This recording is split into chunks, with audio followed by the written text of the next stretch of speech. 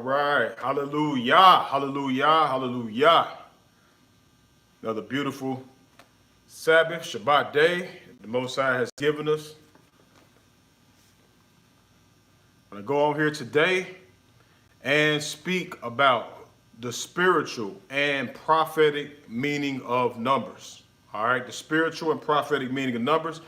I'm going to let a little bit more time go forward.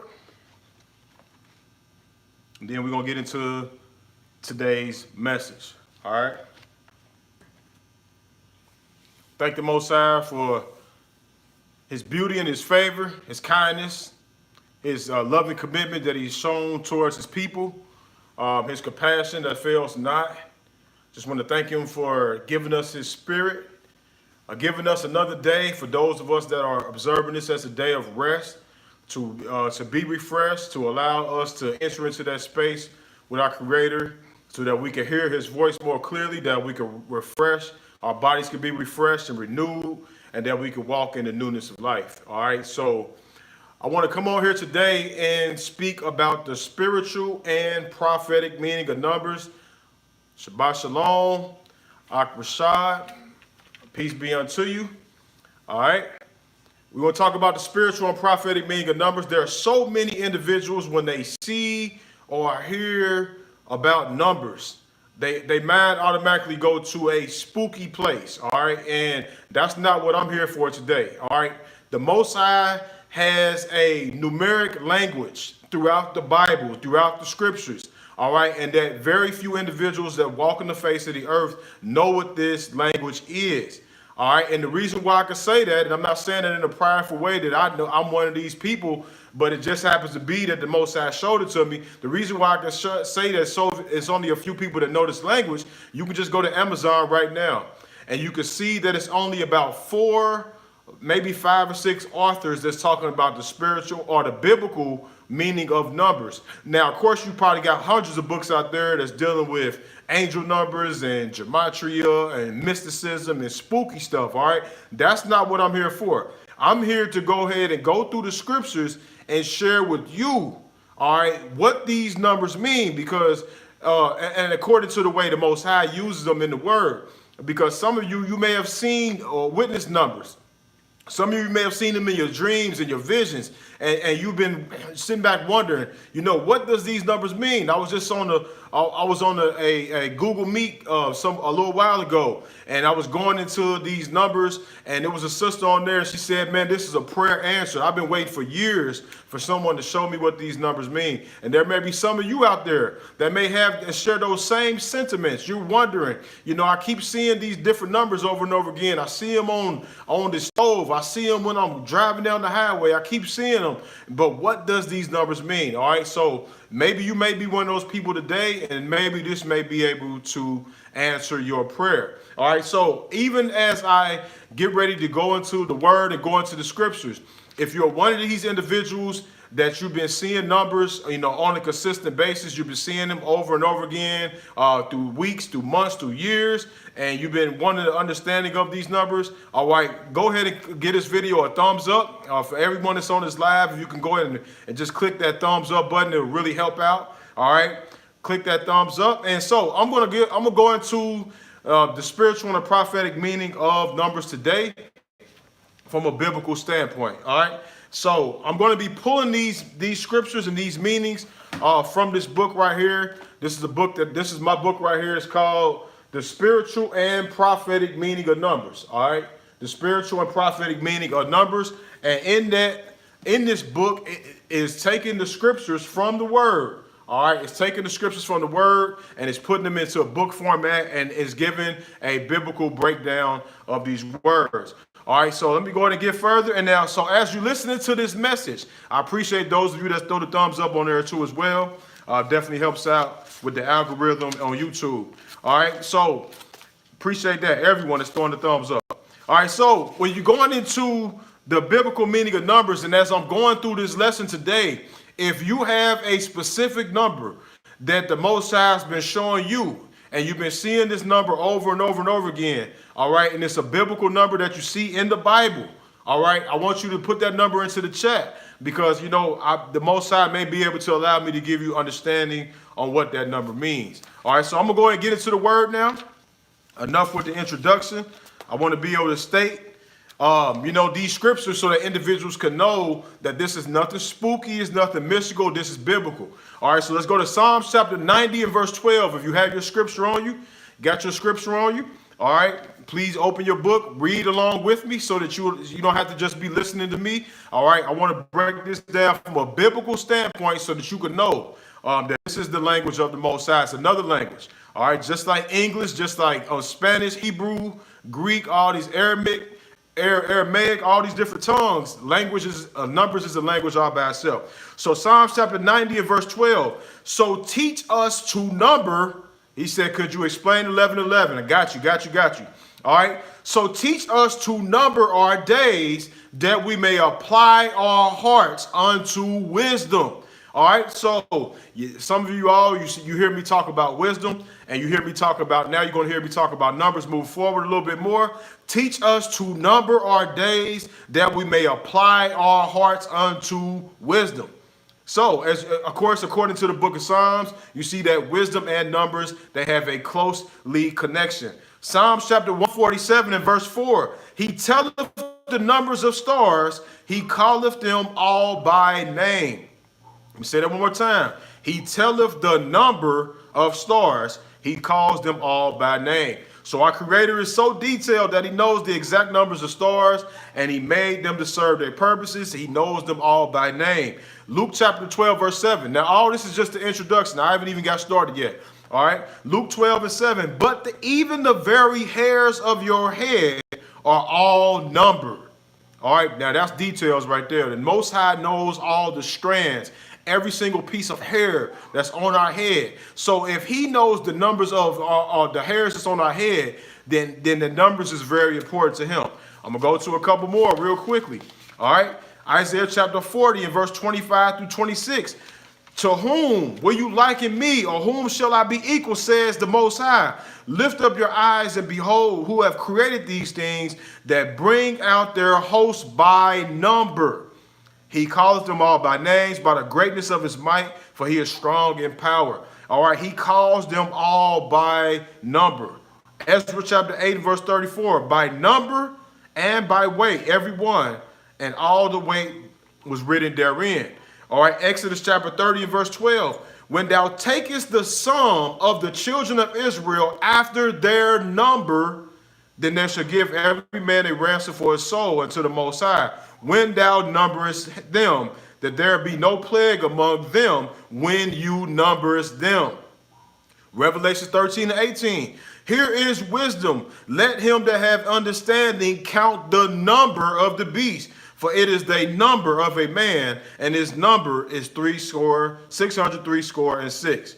All right, so as you hear this breakdown today, you're going to hear, definitions of these numbers, and you're going to hear words that's actually associated with these numbers. All right, so one thing to take into consideration, we had one person in the chat, they threw out there and they said, what does the number 1111 mean?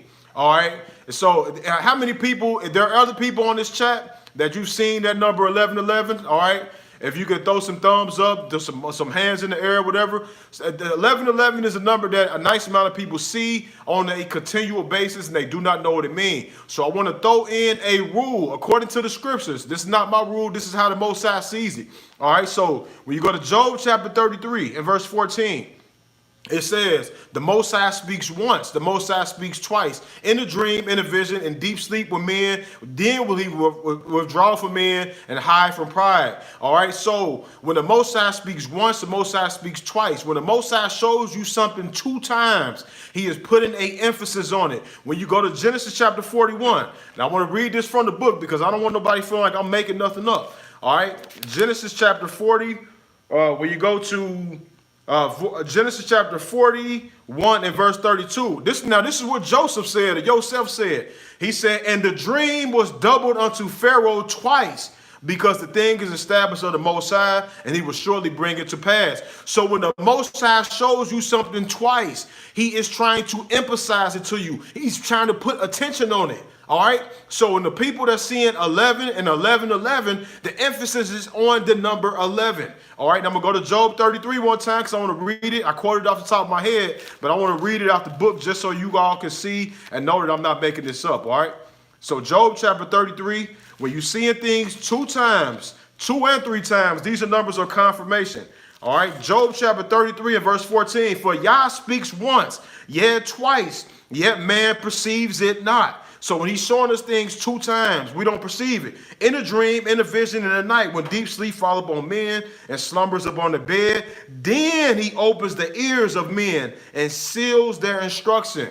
All right, so when the Most High shows you something twice, he is putting an attention upon that. So for the brother, I don't know if that's a brother or sister, I want to say it was a brother that left that, tell me the meaning of 11:11. All right, let's go to the meaning of 11. All right, so the number 11.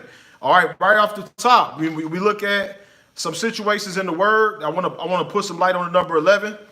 All right, number 11. For those of you that's been paying attention, if you see in the number 11 or the number 11:11, according to the biblical standpoint, the biblical meaning of it, these are words that you want to keep into your mind: separation, isolation, servitude, a journey, something being broken up, rulership, or judgment. All right, so these are the words associated with the number 11. So I'm going to read a little bit, just like I told you, from my book right here, Spiritual and Prophetic Meaning of Numbers. I'm going to read an excerpt from it just to be able to paint this picture in your mind. There's so much to be said about the number 11. Of course, all you have to do is go to YouTube and Google, and you will find a plethora of videos and articles concerning the number 11, 111, and 11:11. These videos and articles focus on angel numbers, which most of the time give the viewer a sense of their life going in a positive direction. I got news for you today. That's not what the Bible is talking about. The Bible ain't talking about when you see a number 11 or 11 number, everything is going good for you and that everything is going to be positive. That's not what the scriptures say. All right. It said if you're looking for the biblical meaning of the number 11, understand that it's the total opposite of the worldly angel numbers meaning. As you can see in the words below, the title 11 is associated with some very disheartening words. I know this to be true because I had a personal experience at an event while I was living at a certain address that had 2 11s. I will expound upon that a little bit later. There are certain people that may seem to have a special attachment to this number. This definitely seems like the case with Joseph, the son of Jacob, or Jacob, was a representative of the number 11.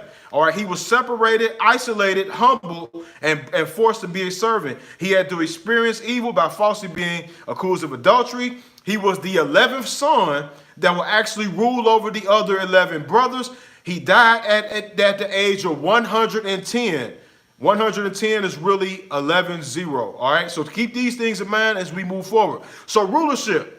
All right, one word that you want to associate with the number 11 is rulership. Genesis chapter 37, verse 7. For behold, we were binding seeds in the field, and lo, my sheaf arose and stood upright. And behold, your sheaves stood round about, making obeisance to mine. And his brethren said, shalt thou indeed have dominion over us? And they hated him the more for his dreams. Genesis 37:9. And he dreamed yet another dream and said, behold, I have dreamed a dream more. And behold, the sun and the moon and the 11 stars made obeisance to me. So Joseph was given 2 dreams that each pointed towards the future events of him ruling over his other 11 brothers. So 11 is one of the definitions or words that's associated with 11 is rulership, a journey. All right, if you're seeing this at number 11, it has to deal with the journey as well. The children of Israel, they went on an 11-day journey that turned into 40 years. Now, the number 40 has to deal with judgment. All right, so if anyone wants to know about the number 40, I could go into that in depth. All right, so went from 11 days to a journey to 40 days. 40 that means judgment. Deuteronomy chapter 1, verse 1. Let's go ahead and break it down. These be the words which Moses spake unto all Israel on the side of Jordan in the wilderness, in the plain against the Red Sea, between Paran and Tophel and Laban and Hazeroth and Dishaba. All right, that feeling of isolation has been very strong with me. I like that. That's confirmation. There were 11 days journey from Oreb by the way of the Mount Seir unto Kadesh Barnea. All right, it was 11-day journey. So the number 11 is associated with a separation and isolation. It has to deal with the journey as well. All right, verse number 3. And then it came to pass in the 40th year, in the 11th month. Look, this is how detailed the Most High is. All right, it said, and it came to pass in the 40th year, in the 11th month, on the first day of the month, that the Most High spake to the children of Israel according to all the Most High given in the commandment. This is real amazing, because he said you have been on this mountain long enough, in the 11th month. It started as an 11-day journey, and then he spoke to them in the 40th year on the 11th month. Keep that in mind. All right. Judgment is associated with the number 11 as well. I want you to pay attention to this. 2 Chronicles chapter 36 verse 11. And Zedekiah was 121 years old when he began to reign, and he reigned 11 years in Jerusalem. Verse 12. And he did that which was evil in the sight of the Most High, and he humbled not himself before Jeremiah the prophet, speaking in the mouth of Yah. Now, we know what happened to Zedekiah, right? Zedekiah got his eyeballs poked out. But when did he get his eyeballs poked out?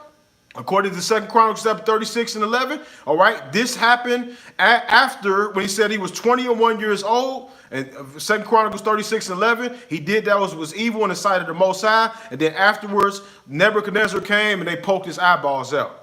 All right, 2 Kings chapter 23 and verse 36. I hope you got your pen, you writing these scriptures down. You can fact check what I'm talking about. You can go back over and look over. 2 Kings 23 and verse 36. Jehoiakim was 25 years old when he began to reign, and he reigned 11 years in Jerusalem. Remember I told you 11 is associated with judgment? And he reigned 11 years in Jerusalem, and his mother's name was Zebudah, the daughter of Pedaiah Ramah, and he did that which was evil in the sight of the Most High, according to all his fathers had done. And of course, Jehoiakim got taken away as well. All right, judgment came in the 11th year. All right, you can associate that with evil. Now, something being broken up. Now, the Most High, when you see in this number 11 over and over again, he could be getting ready to break something up in your life.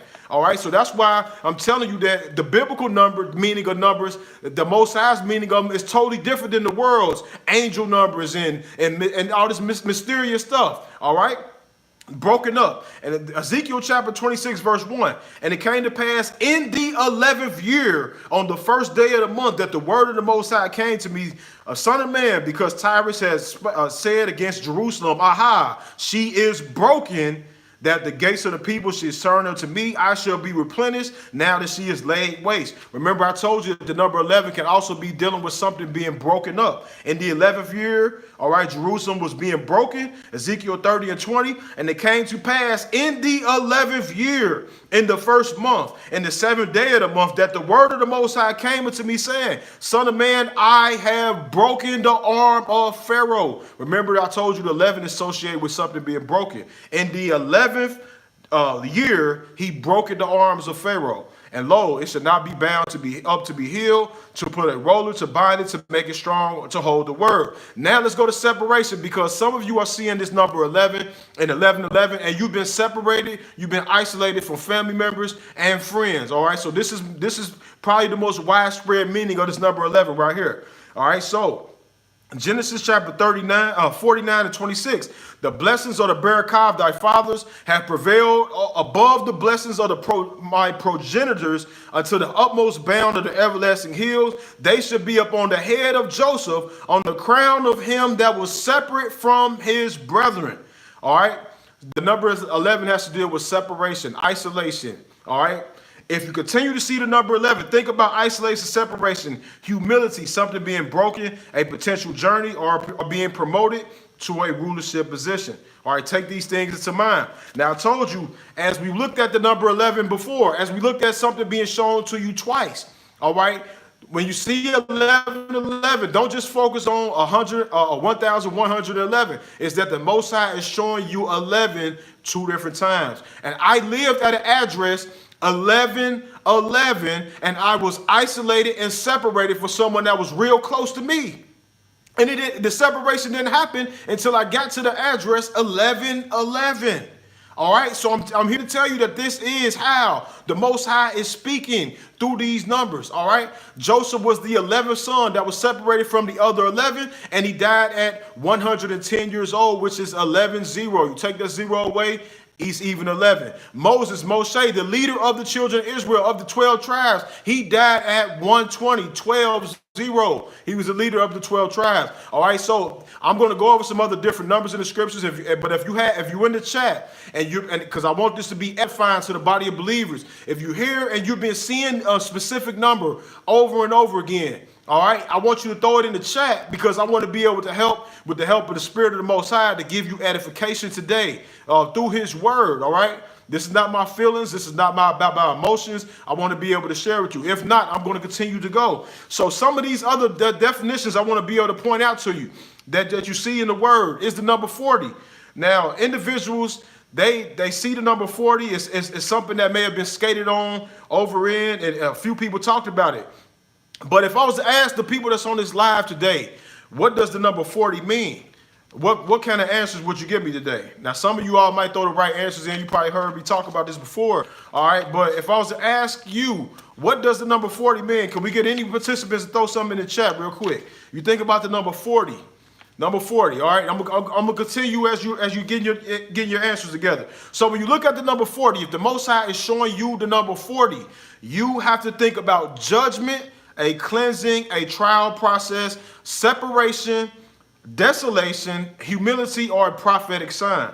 Now, now this is one of the ways that I draw the definition from the biblical meaning of numbers. All right, so let's go to the scripture for example. I'm doing this straight off the top of my head. Eli was the judge of Israel. For those of you that do not know who Eli was, he was a priest in the days of the judges and over the children of Israel. His sons was actually in the temple. All right, they was out there committing whoredom. Some would say prostituting with the daughters of Israel. And the scripture says Eli knew about this, but he did nothing about it. But the Most High waited to the 40th year of Eli's reign, and he took his life. So the Most High waited to the 40th year. Now, Eli been knew about his children doing this with the daughters of Zion and doing all the things, prostitution, but he waited to the 40th year. 40 is associated with judgment. David, he ruled for 40 years. The Most High took his life. David been committed to adultery with Bathsheba, but the Most High waited to the 40th year to take his life. Solomon, he ruled for 40 years. The Most High took his life. Solomon been dealing with all the strange women, but the Most High waited to the 40th year of his reign, took his life. Aaron, Aharon, the 40th year of them coming out of Egypt, the Most High took his life. But they been built the golden calf, but the Most High waited to the 40th year to take his life. All right. It rained 40 days and 40 nights as a result of judgment in the days of Noah. So this is how I draw the definitions. I see how the Most High uses the number. I see how the Most High is speaking through the word, and then that gives the definition of it. The Most High keeps associating 40 with someone getting killed or judgment being brought forth. One of the definitions of 40 equals judgment. All right. So let's continue. So I'm going to give you another definition of the word 40 or some other words to deal with it.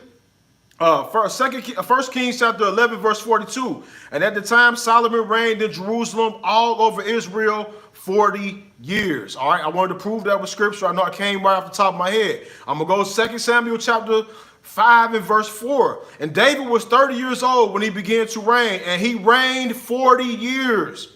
All right, in Hebron, he reigned over Judah for 7 years, and in 6 months, and in Jerusalem, he reigned 33 years over all Israel and Judah. 40 years for David, 40 years for Solomon. Numbers chapter 33 and verse 38. And Aaron the priest went out unto Mount Hor at the commandment of the Most High and died there in the 40th year after the children of Israel come out of Egypt, in the first day of the 5th month. Now, if you know about the number 5, the number 5 has to deal with revelation, multiplication, division, some other things, but he died on the 5th month, and this was when the Most High appeared to Ezekiel, Hezekiah, multiple times on the 5th day. All right.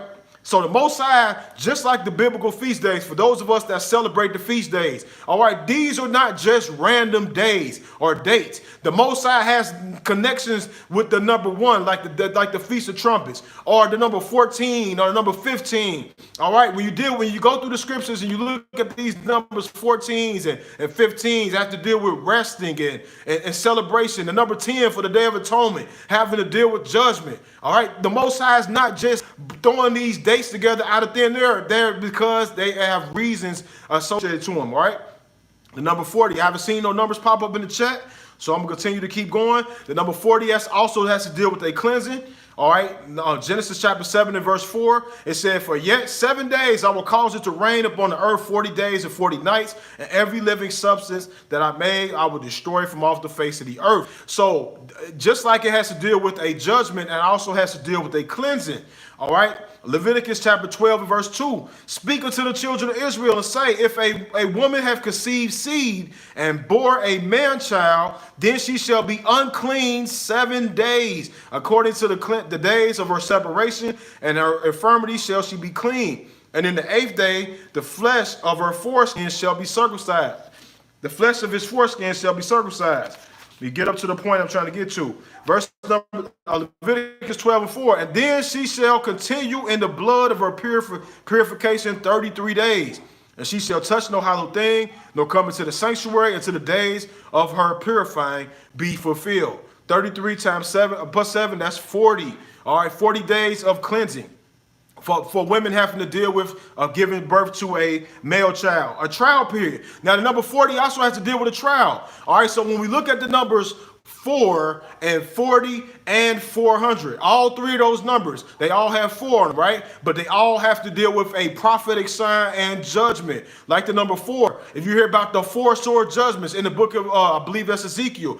All right, the children of Israel, 40 days and 40 nights, they wandered in the wilderness as a result of judgment. The children of Israel were taken captives and put into a land for 400 years. You see that 440, all of them have to deal with judgment, all right?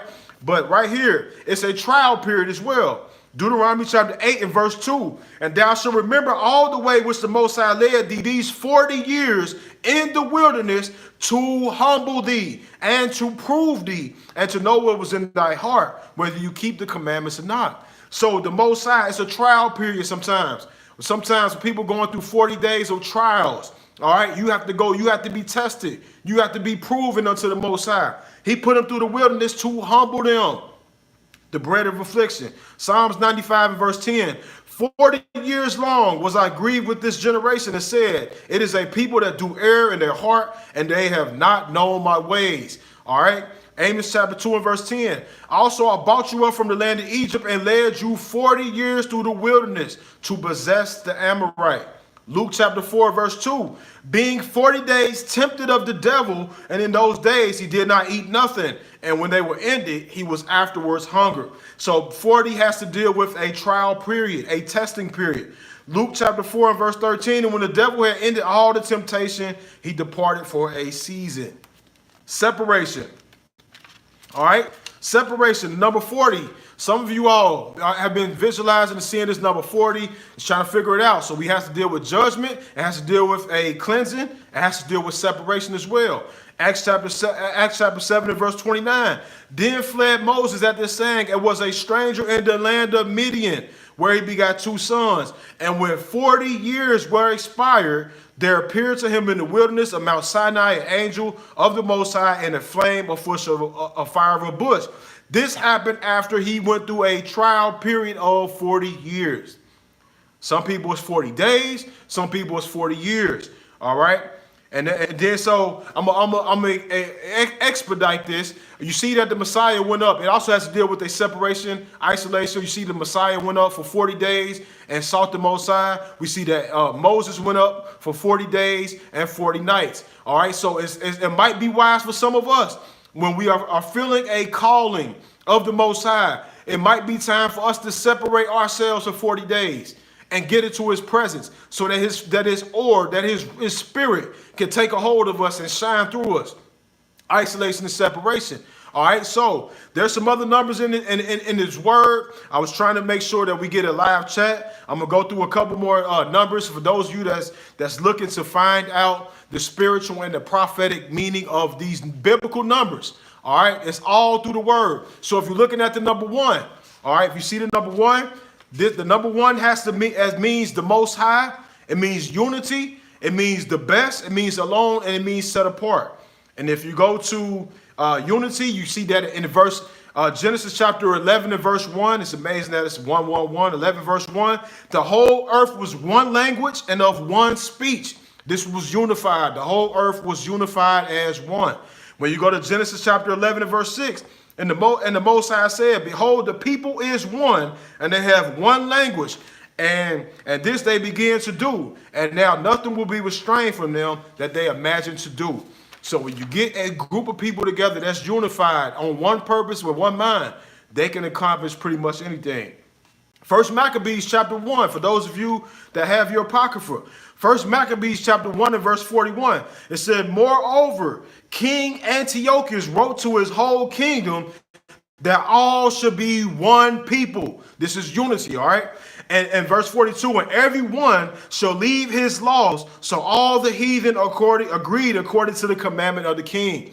So the people were one. Under the Antiochus, under Nimrod, this was a one world government under both situations. One of the definitions of the number one is unity. Genesis chapter 34, verse 16. Then we will give our daughters unto you, and we will take daughters to us, and we will dwell with you, and we will become one people. This is the way that two different clans or two different tribes can come together to be one, is that you can have these group of people, they marry and mix and mingle among these group of people, and they become one people. All right, number one is dealing with unity. Exodus chapter 24, verse 3. And Moses came and told the people all the words of the Most High, all the judgments. All the people answered with one voice and said, all the words which the Most High has said, we will do. I got a plethora of different scriptures that deal with the number one in unity. I do not want to bore you. All right. Like I just said earlier, you will find them in my book, The Spiritual and Prophetic Meaning of Numbers. All right. But I'm going to go to one more. Acts chapter 2. I was seeing the date of my birth. My whole slowly, the Most High dealt with me. I celebrated myself on that day. All right. Acts chapter 2, verse 1.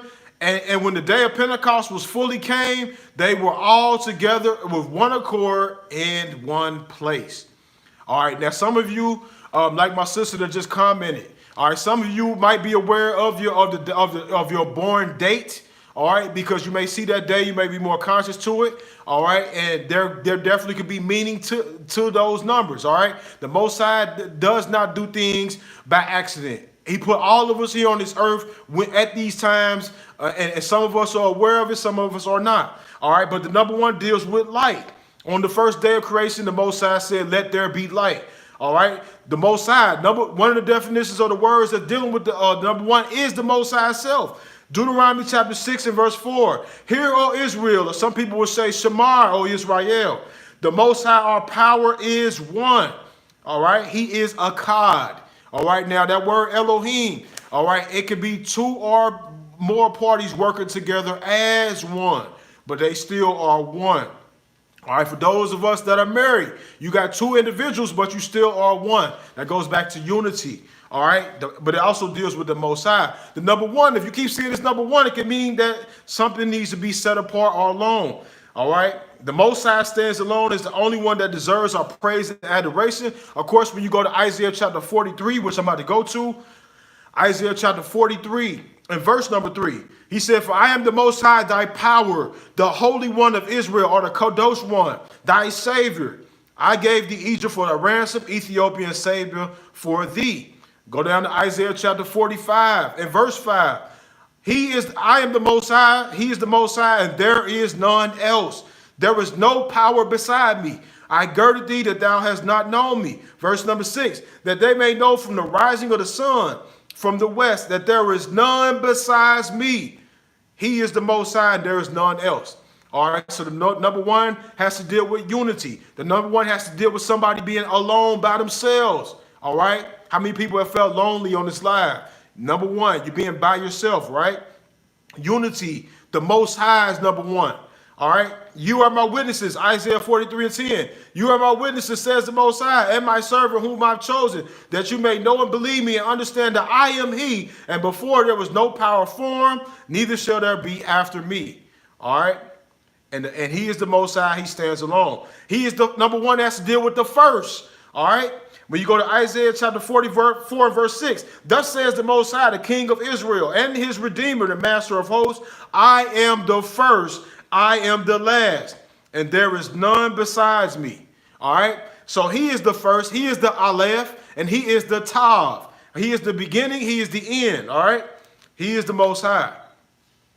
Isaiah 48:12, hearken unto me, O Jacob and Israel, my call. I am he. I am the first and I am also the last. Also, the number one has to deal with your very best. And of course, you know the situation when you go to the Genesis chapter 4 about Cain and Abel, Cain and Abel. You can see that they both offer sacrifices, but Abel bought his firstlings. The first symbolizes the very best that you have to offer. And that's why when you go to the scriptures in Exodus and you move on to the scriptures, the Most High says, I want the first of the first. Because that symbolizes the very best, and it symbolizes your heart. All right, that's why it goes by in Proverbs chapter 3 and verse 9. It said, honor the Most High with thy substance and with the first fruits of all your increase. Your first symbolizes your very best. And I want to encourage you, those of you that are out there, for those of you that get increase, you get paychecks, you get whatever, put aside something for the Most High first. All right, the money that you make, it's really belongs to the Most High. We are stewards. We are managing His resources. Yes, we put in the time. Yes, we put in the effort to earn the income. But it ultimately is the Most High's. The cattle in the 1,000 hills, it all belongs to the Most High. So when you give of the first, you are symbolizing giving of your best. So that's another word that's associated with that. All right, when you go through there. So just Proverbs chapter 19 and 17. He that has pity upon the poor lends unto the Most High, and that which he have given will he pay him again. That just goes back to your first. When you get the first fruits of your increase, put aside something, since you can't physically pay the Most High. Put aside something for the poor, the widows, the strangers, the fathers. Put aside something for the work of the ministry. All right, you don't have to give it to Pastor Porkchop. You don't have to give it to no so-called moray. You could put it in your own bank account. All right, and put it as a alms account for good deeds to feed those that are needy. All right, and if somebody needs some food, you don't give them money. You just go and buy them some food. All right, and you can give it to them. But you do that with the first fruits of your increase. All right, that symbolizes your very best.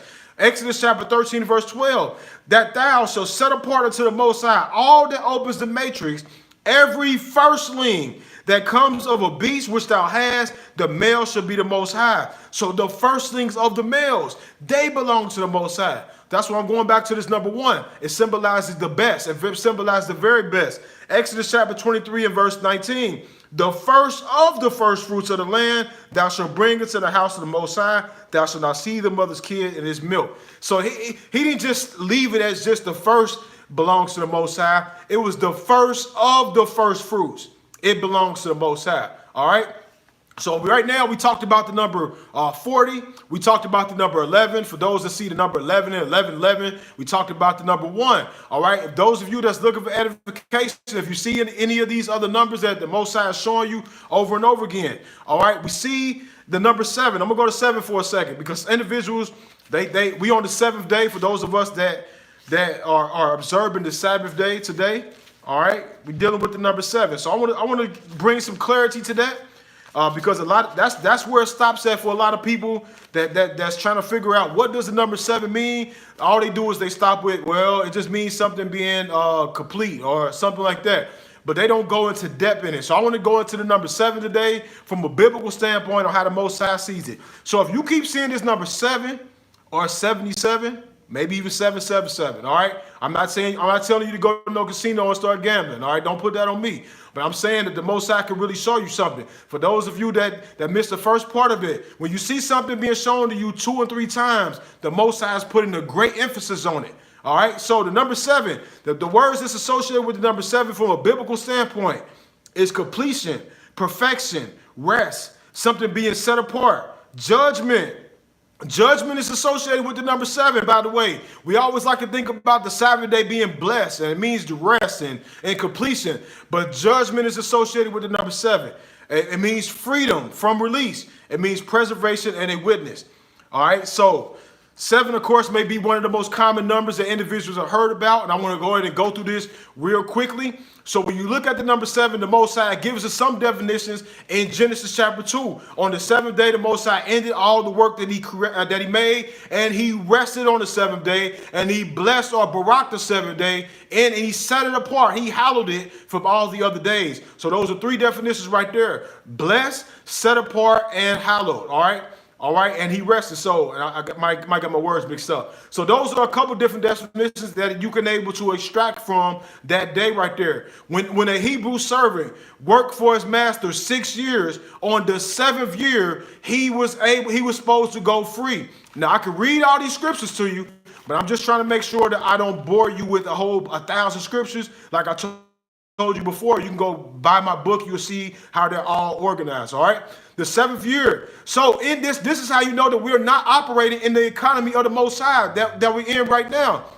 Because every single one of us that are in debt, that have been in debt or that are in debt right now, in the 7th year, all of our debts were supposed to be wiped away. All of our debts were supposed to be wiped away at that very moment. But these people, that's why they're going to put you in debt until you die. You ever looked at the word mortgage? You ever looked into that word? All right. Mortgage means death. All right. You take somebody when they die, you take them to the morgue. All right. Mortgage is a payment unto death. All right, but you're not supposed to be really having these payments unto death in the economy of the Most High. All right, and in the 7th year of you loaning someone some money, you're supposed to forgive them of the debt that they owe you. Now, us being in this economy, we can still operate under the Most High's principles and forgive our neighbors of the debt that they owe us. All right, you still have that ability to forgive someone if they owe you money. All right, but release. So 7 has to deal with release. 7 has to deal with the set apart Shabbat day, the Sabbath. All right, it is his day. Sabbath and Shabbat, they are the only day that says Abba in it. All right, my brother, real life after support. My brother, good to see you on in this live. My brother, appreciate you for chiming in. All right, Moses to the youth, appreciate you, my brother. So when you're looking at this 7, it has to deal with multiple things. It has to deal with rest, set apart, and like I said about the Sabbath and Shabbat, it's the only day out of the rest of the days that has Abba in it. Whether you say Shabbat or whether you say Sabbath, that has Abba. It's the Father's day. All right. So let's go to completion. I talked about that. He completed his work on the 7th day. That's one of the ways that people attribute that word completion to 7. All right. Now take a look at this. When Noah, when it flooded the earth, and after them being in the ark for a whole year, all right, it's even the Most High had a meaning behind that too. But being in the ark for a whole year, he said Moses sent out a raven. All right, the raven came back. The raven departed. Then he said in Genesis chapter 8, verse 10, and he stayed yet 7 days, and he sent forth the dove out the ark. Why did Moses wait 7 days to send the dove out the ark? Because 7 had to deal with completion. He waited for a complete weekly cycle to come forth, and then he sent out the ark. Verse number 12, and he stayed yet 7 other days, and he sent forth the dove, which returned not against him to him anymore. So now Moses was operating on these 7-day cycles. He's going to send out this dove. He's going to wait 7 days, and we're going to see what happened. Okay, the dove came back. Okay, we're going to wait 7 more days. We're going to send the dove back out, and we're going to see if the dove has found dry land. That is a nugget for those of us that's in the valley of decisions sometimes. Sometimes we are being pressed to make decisions. All right, if it's not a pressing decision that you have to make at this present moment, tell somebody you get back to them in 7 days. Hey, I need 7 days to get back to this. All right. My family, we was in a situation. We had 3 different places in 3 different states that we was just trying to decide where were we about to stay at. All right. And so we had a place in Ohio we were living in. We had a place in Tennessee where we felt like the Most High was leading us to go. We had a place in Kentucky where we felt like we had an open door to move into a place that was going to be economically better for us. And we prayed and we said, and one of the calls came through on the Sabbath day and was pressing us to hurry up and make a decision to move into this place. All right, one of the properties. And we said, hey, give us 7 days. Let us pray about it. And after the 7 days of us praying and fasting, we came to the decision and we moved to Tennessee. All right. But that was after 7 days of waiting. So if someone is pressing you, give them a complete cycle. Make them wait 7 days and then get back to them. All right. David did the same thing. He made somebody wait 7 days. All right. Now, Genesis chapter 33, verse 3. And he passed over before them and bowed himself to the ground 7 times until he came near to his brother. So when Jacob, after being gone from Esau for about 20 years, when he finally found out that Esau was coming and that he basically couldn't avoid it, he came and he bowed down 7 times to Esau. All right. He bowed down 7 times. And that 7 times represented a complete submission. Remember that number 7 means completion. It was complete submission to his brother Esau. All right. For those of you that read the book of Yashar, you see the backdrops between, Jacob was afraid, but then Esau was afraid too. They don't tell you about that in the Bible in the book of Yashar. That when you go to Genesis 33, you see that it said the messengers or the camp of the Most High's host, they appeared before Jacob. So they appeared before Jacob. And so Jacob said, whoa, man, surely this is the camp of Yah. This is the camp of the Most High right here. And so these messengers, they went out and they put the fear of Yah into Esau. All right. So it don't tell you about that in the Bible, but you got to read that from the ancient book of Yashar. Psalms chapter 119 and verse 164. It says, seven times a day do I praise thee because of thy righteous judgments. Remember, 7 completion. He says 7 times if I'm worshiping you. 7 times if I'm giving you thanks. 7 times I'm magnifying you. Hallelujah. 7 times a day. This is a complete praise. So one of the definitions of 7 is completion. All right, you're going to continue to see that. All right, Genesis chapter 50 and verse 10. And they came to the threshing floor of Atad, which is beyond Jordan, and they mourned with him a great and very sore lamentation, and they made a mourning 7 days. 7 days was the complete cycle of mourning for someone when they died. When you go to the book of Sirach, it says 7 days. Ecclesiastes 22 and 12. 7 days do men mourn for him that is dead, but for a fool and an ungodly man all the days of his life. So 7 days is the complete cycle of mourning. All right. Those of us that know about the book of Daniel, when Daniel went on that 21 day, they call it the Daniel fast of 21 days of eating fruits and vegetables, because he was trying to tap into the Most High, right? He ate fruits and vegetables for 21 days. 21 days is 3 complete 7-day cycles.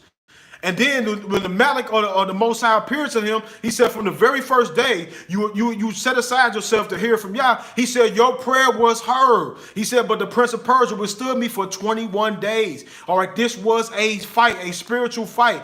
3 complete weeks of these messengers, these angels, they fighting against each other, because this word was going to be so powerful that when Daniel received this word, it was going to be able to change the way he saw things moving forward. And it's the same thing. It's not just for Daniel. All right, this was for you and I, for those of us that are sincere, those of us that are genuine, seeking the Most High. When we pray to the Most High, sometimes we don't hear the answer right away. It may take 7 days. It may take 21 days for you to get your answer. Don't give up. Keep pushing, keep praying, keep seeking, keep believing, because eventually, if you give up, if you do not faint, the Most High will send you confirmation to your prayer. All right. Ezra chapter 7 verse 4. For as much as thou sent the king and the 7 counselors, why did the king have 7 counselors? 7 complete advisories to him, to acquire the Judah of Jerusalem according to the law of the Most High, which is not hand. Now, I basically hammered home why 7 means completion. It goes even more. All right, I'm gonna go to perfection. All right, one of the words that's dealing with the number 7 is perfection. Esther chapter 2 and 16. So Esther was taken unto the king of Ahasuerus into the house royal in the 10th month, which is the month of Tabat, in the 7th year of his reign. Why did the Most High wait to the 7th year of the reign of Ahasuerus for Esther to come into there? It was completed. His plan was complete. This was a complete time now to be able to bring forth the children of Israel. Job chapter 42 and verse 8. Therefore take unto you now 7 bullocks and 7 rams, and go to my servant Job, and offer up for yourself a burnt offering, and my servant Job shall pray for you, and I will accept. Why did the Most High ask for 7 bullocks and 7 rams? This was a complete offering unto him. to forgive these people, Job's friends, which Job, by the way, some of you might not want to hear that. Job was an Edomite. All right. He hung out with Eliphaz, Esau's son, the Temanite. All right. When you look at Job in Genesis chapter 36, his name was Jobab. When you read the Septuagint in Job chapter 41, 42, he said he was the king over Edom. Job was an Edomite, all right? But he was an Edomite that was keeping the commandments of the Most High. Zechariah 4 and 10, for who has despised the day of small things? I have. For they shall rejoice and shall see the plummet in the hand of Zerubbabel with those seven. These are the eyes of the Most High, which run to and fro throughout the earth. There are seven eyes of Yah that run to and fro throughout the face of the earth. These are what we would call the seven spirits of the Most High. Why did the Most High got seven spirits that go through, that represent the seven assemblies and the seven messengers, right? It's the number of completion. Revelation chapter 1 and 20. The mystery of the seven stars which thou sawest in my right hand, and the seven golden candlesticks. The seven stars are the angels of the seven churches, and the seven candlesticks which thou sawest are the seven assemblies. All right, and we know this by way. The number 7 has to deal with rest. All right, we in the 7th day. For those of us that are observing the Sabbath day right now, it's the 7th day of the week, and it's the day for us to rest. All right, Exodus chapter 20, verse 11. For in 6 days the Most High made the heavens and the earth, the sea, and all that's in them, and he rested the 7th day. All right, Exodus chapter 31 and verse 17. It is a sign between me and the children of Israel forever. For in 6 days the Most High made the heavens and the earth. On the 7th day he rested and was refreshed. Genesis chapter 8 and verse 4. And the ark rested the 7th month on the mountains of Ararat. Even the ark had to take a rest, had to take a sabbatical on the 7th month. I can go over and over and over again. For those of you that celebrate his feast days, all right, you know we just got finished with the spring feast. All right, now which Pentecost is still yet to come yet. But then you know the fall feasts are coming, and they start on the 7th month. You think the Most High just happened out of osmosis? No, the Most High is detailed, and he deals with numbers. And the number 7 is the number of completion. So he allowed the things to happen on the first day of the first month that begins the first month of the year. The number 1 deals with the Most High, which those of you have already heard me talk about that. And then he skips over to the number 7, which is another number that deals with the Most High. And then he has these feast days, trumpets. Then you have atonement, which is on the 10th day of the 7th month. We know the number 10 has to deal with judgment, has to deal with trial, has to deal with law. All right, the 10 commandments and things of that nature. And then he has tabernacles on the 15th day. And you also see that the number 15 has to deal with celebration. All right, you can go back to the book of Hadassah or Esther, and you can see on the 14th day and the 15th day, they celebrated from the plot of Haman, and they're trying to exterminate the whole tribe of the Yahudim or the Israelites. All right, and this is why some people, they keep Purim. All right, Purim, because they are celebrating that. It's a day of celebration. So these numbers, they have meaning to them. All right, if you on this live and the Most High has been showing you some numbers over and over again from a biblical standpoint. All right, this is the time. The Most High may be able to give you some avocation. We talked about the number 40. We talked about the number 11. We talked about the number 7. We talked about the number 1. Matter of fact, let's go to the number 2 real quick. People see the number 2. And they don't know what to do when they see number 2. So if you see the number 2, these are some words to keep into your mind. Comparisons. You cannot begin to compare unless there's another person to compare unto. Separation, division. You can't really begin to start dividing until you have 2 things to divide from. Help, restoration, transition, and confirmation. Remember, you need 2 or 3 witnesses to establish any matter. One person's testimony is not good enough. You need the mouth of 2 or 3 witnesses. So that's one of the words or that's associated with the number 2 is a witnesses. Remember, he said in the book of Revelation, I will give power unto my 2 witnesses, and they will prophesy. All right. Who are the 2 witnesses? We see that 2 other people, they appeared before the Messiah when he transfigured before his before his disciples. 2 is the number of witnesses. All right. And it's the number of division. Genesis chapter 1 and verse 4. And the Most High saw the light that it was good, and he divided the light from the darkness. Remember, you need 2 elements, 2 things, 2 people Two things to bring forth a division. He divided the day from the night. Genesis 1 and 6. And the Most High said, let there be a firmament in the midst of the heaven, and let it divide the waters from the waters. Now you got these divisions. The number 2 has to do, and the number 2 and 5, they have a close connection, by the way. I want to let you know about that. If you're looking at the number 2 and 5, they have some of the same definitions with division and multiplication. All right, you know it talks about the Messiah having 2 fish and 5 loaves. All right, you can see these numbers 2s and 5s being put together. When Joseph or Yosef came and he saw Benjamin, all right, and all his other brothers, he gave his Benjamin on 2 separate occasions, he gave 5 times more than his other brothers. Multiplication and increase are associated with 5. All right, but that's a whole nother story. Nobody haven't been leaving no numbers in the chat, so I'm gonna keep moving. And then Most High made the firmament, and he divided the waters which were under the firmament from the waters which were above the firmament. And it was so. All right, so number 10, Genesis chapter 10, verse 25. And Eber was born 2 sons, and the name was Peleg, for in the days the earth was divided, and his brother's name was Joktan. So unto Eber, for those that claim to be Hebrews, all right, that's the beginning of the Hebrews right there. It was Eber or Abar or Eber. He was before Abraham, all right? And Eber had 2 sons. And then one of the sons' name was Peleg, and the other name was Joktan. He said, for in his days the earth was divided. 2 sons, the earth was divided. The number 2 is associated with division. Now, this one right here, pay attention to this one. 1 Kings chapter 3, verse 16. Of course, if you peruse through the book of 1 Kings chapter 3, verse 16 to 27, you will discover an interaction between Solomon and 2 harlots. All right? Each of these harlots had their own son, which equated to 2 in total. On a certain night, one of the children died while both women slept. So in order to cope with the loss of her child, one of the mothers decided to steal the other child while she lay asleep. Both women will later be brought to King Solomon for judgment. After hearing both accounts, he called one of his officials to bring him a sword. He said in verse 25, divide the living child into 2. Remember I told you 2 is associated with division? Divide the living child into 2 and give half to the one and half to the other. The mother of the living child agreed to give her child to the deceiving harlot so that her child can live. The deceiver recommended that the child be divided into 2. King Solomon was able to draw the conclusion that the deceiving woman was not the true mother of the child. All right, multiplication.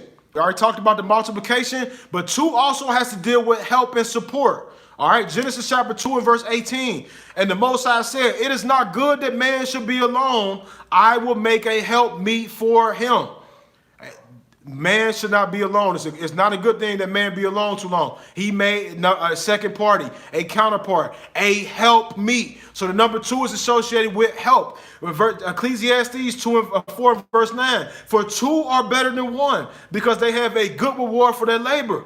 Now verse 10. For if they fall, the one will lift up his fellow. But woe unto him that is alone when he falleth, for he does not have another to help him up. So 2 is support. If you have 2 people, all right, my brother on the line, he said, I see 333, so we on the way to you next, all right? 333. So 2 is better than 1. 2 represents support. 2 represents help, all right? The wife is the helpmeet. Your other person could be your business partner, is your support. And he said, woe to the person that is by themselves when they fall. All right, so 2 has to deal with division, 2 has to deal with multiplication, 2 has to deal with separation, all right, and it has to deal with support, and it has to deal with comparison. All right, comparison. We go to Romans chapter 9 and verse 13. It said, as it is written, Jacob have I loved, but Esau have I hated. This is when the comparison comes when 2 party. If it's just one person, who are you going to compare that one person to? You need a second person. So another word that's associated with the number 2 is comparison. Jacob have I loved, Esau have I hated. All right? Choices. You can't really begin to start making choices until it's another opinion. All right, 1 Kings chapter 18 and verse 21. And Elijah came unto all the people and said, how long will you halt between 2 opinions? If the Most High be your power, follow him. But if Baal, follow him. And the people answered not a word. Two opinions. How long will you halt between two opinions? Some of us right now are halting between two opinions. We're trying to serve the Most High, but we got something else we're serving as well. Whether it's man, whether it's woman, whether it's money, whether it's an idol, whether it's a statue, whether it's status, whether it's whatever. How long will you halt between two opinions? All right. Joshua chapter 24 and verse 14. And if it seem evil unto you to serve the Most High, choose you this day whom you will serve. Whether it be the Elohims of your father, they served on the other side of the flood, or the deities of the Amorites in the lands where you dwell. All right. Matthew 6 and 24. No man can serve two masters, for either he will hate the one and love the other, or else he will hold to the one and despise the other. You cannot serve the Most High and Mammon. Now, a lot of us, when we hear the fact that you cannot serve the Most High and Mammon, we think about that it is money. All right. But there actually is a deity, the Syriac deity, that is an idol named Mammon, which is the god or the statue or the deity of prosperity and fame or luck or whatever. And that's the same thing that deals with the Babylonian word God. That's why some people, they hear the word God, they think it's a title. But God is actually a deity. It's the Babylonian deity of fortune and luck. That's why they put "In God We Trust" on the back of the dollar bill, because it's the Babylonian deity of fortune and luck. That's why when the people receive their rewards and they want to say, "I thank God for this trophy. I thank God for all the blessings that He given me," they're not thanking the Most High. They're thanking the Babylonian deity of fortune and luck. All right, these are the secret meanings of some of these things that you don't see. We already talked about two being witnesses. For one witness shall not rise up against a man for iniquity, for any sin that he sinneth. For the mouth of two or three witnesses, let every word be established. All right. When he went down to Sodom, when he was about to destroy Sodom and burn that place to a crisp, what he says, Genesis chapter 19 and verse 1, and there came two angels to Sodom at even. And Lot sat in the gate of Sodom, and Lot, seeing them, rose up to meet him, and he bowed himself with the face to the ground. He sent two witnesses down to Sodom and Gomorrah to destroy that wicked place. All right, two witnesses. All right, now I want to make sure if everyone can hear. If you can hear me on this chat, if you can hear me clearly, go ahead and click a thumbs up button. All right, if you can hear me clearly, and if I'm coming through, and if I'm going fast, just bear with me. Revelation chapter 11, verse 3. All right, I will give power to my two witnesses. They should be prophesied 1,203 score days and sackcloth. All right. And now preservation, we know two, he took in Genesis 6 and 19, and of every living thing of all flesh, two of every sort, thou shalt bring into the ark to keep them alive with thee. Verse 20, and of all the fowls of their kind, and the cattle after their kind, of every creeping thing on the earth, every kind, two of every sort shall come unto thee. So two is also a number of preservation. Preservation. He needed two of every sort to keep all these animals alive. Restoration. All right, Exodus chapter 22 and verse 4. If the theft be certainly found in his hand alive, whether it be ox or ass or sheep, he shall restore double.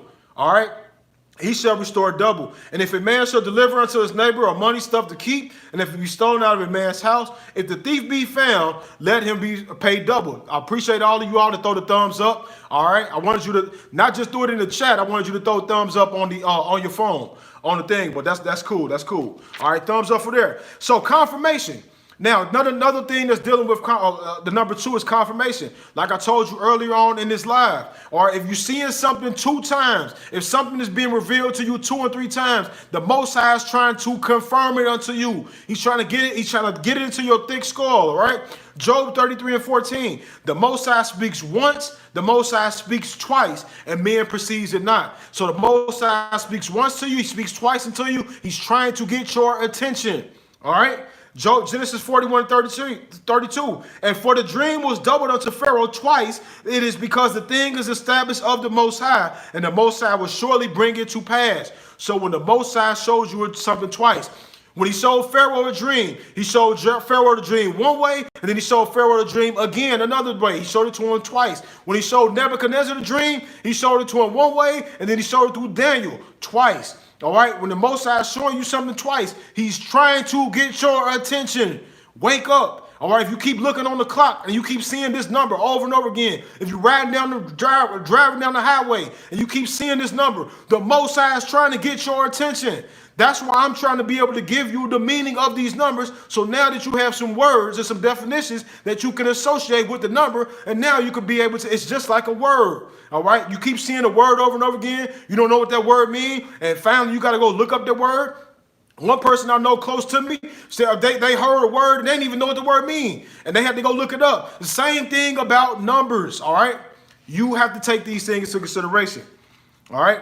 That was my e-shop right there. Let's talk about the word. You know, hearing a different word and having to go research it. Direction. All right, now, you can't go into directions unless you have two ways to go. All right, Ezekiel chapter 41 and verse 18. And it was made with the cherubims and the palm trees, and the palm trees between the cherub and the cherub. Everyone had two faces.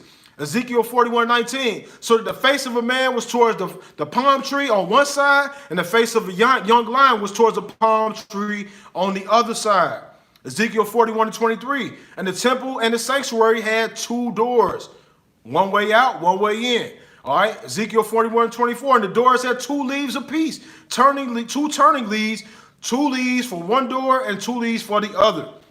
All right, so I'm about to do a recap on number 2, and I'm gonna go to number 3 because we had somebody throw it to the chat. My brother, he threw it to the chat that he's seeing 333 a lot. All right, he's trying to figure out what is the Most High trying to show him by him seeing 333. So the number 2. All right, if you keep seeing the number 2, think about these words. Think about comparison. Think about division. Think about a confirmation, a transition that you might be about to go through, or a restoration or a witness. All right, think about those 4 or 5 words. Take those words that I just gave to you, and you take them to the Most High, and you keep saying, okay, Abba Yah, you keep showing me this number 2. I keep seeing this in dreams and visions. I'm seeing it while I'm out. Are you trying to confirm something to me? Are you trying to separate me from someone? All right, you got to think. These are the words that I want you to pray to the Most High. Are you separating me from someone? Are you trying to bring about division in my life? Are you trying to bring something to pass? All right. Now, the number 3, we talked about 333. All right. Remember I told you with Job 33 and 14, Genesis 41, that the Most High shows you something twice. He is trying to confirm it. So for those of you that's out there, that's a common number among people, not just in the awakening community, but in the worldly community. All right, you see videos about 333 and 444. All right, 333, the number 3 by itself, it means restoration, preparation, attention, completion, punishment, a witness. Remember, you need 2 or 3 witnesses. It has to deal with lifting up or perfection. Now, all these words that I gave you are not just all definitions of it, but these are words that's associated with that number. All right, so completion. Remember we talked about the Daniel situation? We talked about that about 15 minutes ago. Daniel went 7 complete cycles, 3 complete cycles of 7 days, and that was 21 days, right? So 3 is the number of completion. In the 3rd year, Daniel chapter 10, verse 1, it said, in the 3rd year of Cyrus, king of Persia, a thing was revealed unto Daniel, whose name was Belshazzar, and the thing was true, but the time appointed was long, and he understood the thing, and he had understanding of the vision. Number 2, and in those days, I, Daniel, was mourning 3 full weeks, 3 complete weeks. All right, 3 has to deal with completion, along with the number 7. They call them both complete numbers. Todayah, we got 7 thumbs up in the chat right now. Daniel chapter 6, verse 2. And over these 3 presidents, of whom Daniel was first, that the princes might give account unto them, and the king shall have no damage. So there were 3 presidents over the whole realm that was in that land, and Daniel was over the 3. You look at these 120 counselors that was there, you know, 1 plus 2 plus 0, that gets you 3 as well. All right, that's something else. Daniel chapter 6, verse 10. Now, Daniel, when he knew the writing was signed, he went into his house and he kneeled, and his windows being opened to his chambers unto Jerusalem, he kneeled upon his knees 3 times a day and prayed and gave thanks before his power as he did aforetime. This was complete submission unto the Most High. He kneeled upon his knees 3 times a day, and he faced toward Jerusalem, and he continued to pray. That's that number 3, has to deal with completion. Daniel prayed 3 times a day. How many of us on this live are going to willingly separate ourselves and pray 3 times a day? All right. The Muslims, they pray 5 times a day. A lot of people, they want to talk about the Muslims. They show complete submission to who they serve. All right. let's try to take on this. It's not a law. I'm not saying this is a law that we all had to do, but how about us praying 3 times a day? Let's continue though. Jonah chapter 3, verse 3. Now I want to go to Psalms 55 and verse 17. Let's go to what the patriarch Dawid did. Let's talk about this complete submission. This number 3. Let's see how many times David said he prayed today. Give me 1 second. I'm trying to turn there. All right. Psalms chapter 55 and verse 17. It said, evening, morning, and noon will I pray and cry aloud, and he shall hear my voice. David had the custom of praying 3 times a day. This is something that you and I should take on as well. We should actually be praying to the Most High more than that, because it don't have to be no vain tradition. It don't have to be no vain prayer that we get down to this prayer, this place at this set time all day. Yes, it is good. The Most High, we should have appointed Moedim times with the Most High, to where the scripture and the wisdom of Solomon said that we ought to prevent the sun from giving him thanks. We should be praying to him before the sun rises up. So yeah, that is good, but we should be communing with him throughout the day as well. All right. David prayed 3 times a day. Daniel prayed 3 times a day. Let's go to restoration. All right, Genesis chapter 40 and 12. And Joseph said unto him, this is the interpretation of the dream. 3 branches are 3 days. Genesis 40 and 13. Yet within 3 days shall Pharaoh lift up thy head and restore thee unto thy place. And thou shalt deliver Pharaoh cup into his hand after the former manner that was his butler. All right, so 3 can mean something being restored. In 3 days, the chief butler and the chief baker had these dreams. And in 3 days, one was restored back to his position. It happened to be on Pharaoh's birthday, or the day that he was celebrating his birth. That is a pagan practice for those of us that still want to celebrate birthdays, right? It's Pharaoh celebrating his birthday, and people were killed on that time. Well, someone was killed. And it has to deal with something being brought back. Punishment. We see that punishment took place on the 3rd day. All right, Jonah was in the belly of the whale or the fish 3 days and 3 nights. The Messiah was in the heart of the earth 3 days and 3 nights. Attention. All right, attention. Something can be brought back to attention. 1 Samuel chapter 3 and verse 8. And the Most High called Samuel again the 3rd time. And he arose and went to Eli, and he said, here am I. For thou didst call me. And Eli perceived that the Most High called the child. So the Most High was speaking, Samuel. Samuel. And so Samuel when he go to Eli, he's like, hey, what's going on? And then he hear him again, Samuel, Shemuel. And he go to Eli, hey, are you calling me? You talk to me. And he did it the 3rd time, because the number 3 has to deal with attention and confirmation. All right. Revelation and a witness, and something being lifted up. So I got talking about the number 3. When you're seeing that number 3, these are things that you want to pay attention to. You pay attention to these words: restoration, preparation, completion, something, a witness, attention, or punishment. You could be getting ready to get punished. You talk about the number 3, the people seeing 3, 3, 3, 3, 3. We see that punishment actually took place as a result of individuals having to deal with this number 3. All right. The Messiah, of course, we see with that. So pay attention to these words. It's so much more I can share. All right, I might have to do a part 2. For those of you, check out my book right here, The Spiritual and Prophetic Meaning of Numbers. This is going to give you a breakdown of what these numbers mean. All right, I've been on here for a whole hour. I try to get some participation from the live. I try to ask certain individuals, what are some of the numbers that you might be seeing or dealing with, or the Most High is showing you. We only had about 2 or 3 people that put some numbers in there. So, personally, me, I've been on here for over an hour now. So I'm going to continue to keep these Sabbath teachings going at 12 Eastern Standard Time. So I really want you all to tap into them. If you're on here right now, I'm going to throw one more offer out there. If you're a person on this live and the Most High has been showing you a certain number in dreams and in visions, and you may want to get an answer to that today, I'm going to give you one more chance before I close out. All right? One more chance before I close out. If you want me to break down a specific number that you keep seeing in the scriptures, break it, give me one more chance. All right? We'll be back on here next Sabbath, next Shabbat day at 12 Eastern Standard Time. All right, that's 9 o'clock on the West Coast. All right, 11 o'clock Central. Also, too, if you go back and watch my live from yesterday, I plan on trying to at least do 2 to 13, 818. That's a interesting number right there, 818. So we don't see 800. a lot of times in the scriptures, but what I do want to shed some light to is that you see the number 8 in 2 different times. And I think that's what you want to pay attention to. So I'm going to go to number 8 real quick. All right, so let's go to the number 8. I appreciate you, my sister, for I believe that was the sister that did that. All right, I'm trying to share some edification, but if the people don't want it, then I gotta move on. All right, the number 8. So this is what I want you to focus on for the person that they keep seeing 818. You see the number 8 in there 2 times. Remember number 2 is dealing with confirmation and affirmation. All right, so the number 8 by itself means new beginnings, a reset, something being great, or a cleansing. All right, so I'm gonna go to Genesis chapter 8, verse 18. Since you said 8:18, keep this in mind. Go to Genesis 8 and 18.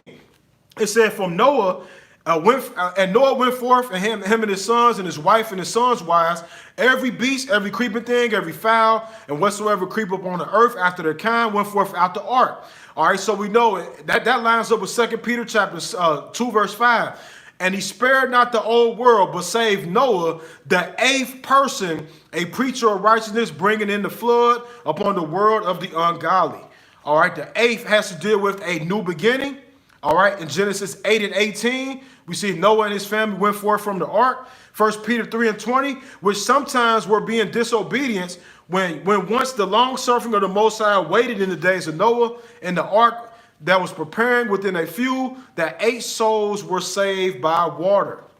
1 Samuel 17 and 12. Now David was the son of the Ephrathite, Bethlehem, Judah, whose name was Jesse, and he had 8 sons. And the man went forth from among them as an old man in the days of Saul. So Jesse had 8 sons, and that 8 sons was going to start a new beginning of the children of Israel after Saul. And that 8th son was going to go on to become great.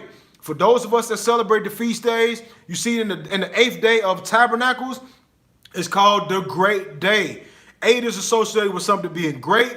8 is associated with a new beginning. 8 is associated with a reset of something starting over. After the 7-day cycle, the 8th day comes on, and the number 8 and number 1 is very synonymous to a new cycle or a new start. All right. 2 Kings chapter 22 verse 1. And Josiah was 8 years old when he began to reign, and he reigned 31 years in Jerusalem. Genesis 17 and 18. And he that is 8 days old shall be circumcised among you. Remember that number 8 has to deal with a new beginning or a reset. The first 7 days are done. The 8th day starts a new cycle, and it's actually been proven through health sources that within those first 7 days of a male child being born, it's a certain level of, I believe it's vitamin K that builds up. And if you was to cut on that child within those first 7 days, that child could actually die. So the Most High had it set up perfectly that it was going to be on the 8th day where you cut around the foreskin of a child. All right. 8 and 18. The number 8 also has to deal with a cleansing as well. All right, you talk about that. Leviticus 14 and 10. On the 8th day, you shall offer lambs without blemish as a cleansing offering. All right, and greatness. I talked to you about that. Leviticus 9 and 4. Also, a ram for a peace offering to sacrifice before the Most High, and a meat offering made with oil, for to the day that the Most High will appear unto you.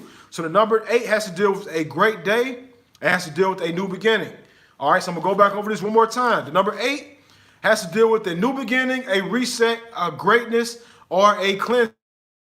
The number 1 has to deal with the Most High. So you got 818. You could be dealing with Genesis 818, or you got 2 number 8s, which the scripture says 2 is the number of confirmation. So focus on the number 8. Some focus on a reset, focus on a cleansing, focus on a brand new beginning, or something being great. And the number 1 has to deal with the Most High. All right, the Most High. Go back to what I said about the number 1. It has to deal with the Most High, something being alone, being set apart, all right, and being a God. All right, so I think that's my time for today. I can keep going on and on and on. One more time, check out my book, The Spiritual and Prophetic Meaning of Numbers. You're going to see the meaning of all these different numbers that I didn't even talk about. I appreciate your appreciation for those that's been on here. Hallelujah. I said the book is phenomenal. Appreciate you for buying the book. Hallelujah. All right. For support. We appreciate the support. I will be back on here next Sabbath, 12 Eastern Standard Time. Also, I plan on doing more Wisdom Wednesdays. I plan on doing some more other teachings throughout the week. I might do some sporadic live videos. Do want to apologize to all of you all. You know, I've kind of left you all out there. Not that you all were waiting on me. I know, of course, you got other channels, you watching things of that nature. But there have been certain individuals out there that have been waiting for me to get back and do more teachings, do more longer teachings. I know some of our Wisdom Wednesdays are only 10, 15 minutes. The individuals want me to go deeper, and that's what I want to do moving forward, all right? So much ahab, much love to each and every single one of you all. Until the next time we meet again, I'll say peace until you share this video, all right? Peace. Enjoy the Sabbath day.